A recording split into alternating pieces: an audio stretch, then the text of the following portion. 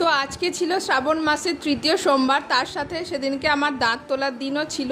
সেই জন্য সকাল সকাল মাই পুজোটা সেরে নিয়েছে। আমি কোনো পুজো টুজো কিছু করতে পারিনি, আর উপোসও করতে পারিনি। সকাল সকাল ভাত খেয়ে নিলাম, তারপরে গেলাম ডাক্তারখানায় যাওয়ার জন্য। আর বসেছিলাম, ভয়ও করছিল, প্রথমবার দাঁত তুলছি যেহেতু। তারপর মা আর আমি বেরিয়ে পড়েছি। অনেক দিন পর ভিডিও দিচ্ছি, কারণ দুদিন দাঁত তুলেছিলাম, প্রচণ্ড ব্যথা যন্ত্রণা, কথাও বলতে পারছিলাম না। 3 দিন হয়ে গেছে, তারপর তোমাদেরকে ভয়েসটা আমি দিচ্ছি। তো যাই হোক, আমরা গেছিলাম জিরাটের দাঁত তুলতে ডাক্তারখানাতে। আর গিয়ে আমার এত ভয় করছিল কি বলবো। আর দাঁত তোলা হয়ে যাওয়ার পরে এখানে মা আইসক্রিম কিনে দিয়েছিল, কারণ ডাক্তারবাবু বলেই দিয়েছিল যে আইসক্রিম খাইয়ে দিতে। আর তারপর আসছিলাম, প্রচণ্ডই আমার দুর্বল লাগছিল শরীরটা, আর একদম ভালো লাগছিল না। ইঞ্জেকশানের রিয়াকশানটা কাটার পরে প্রচণ্ড যন্ত্রণা শুরু হয়ে গেছিলো। তো তারপর এই ভিডিওটা মাই করেছে, কখন আমি জানি না, আমি তো শুয়েছিলাম। তারপর রাত্রিবেলা একটু সুজি খেয়ে শুয়ে পড়েছিলাম। ভিডিওটা কেমন লাগলো অবশ্যই জানিও তোমরা।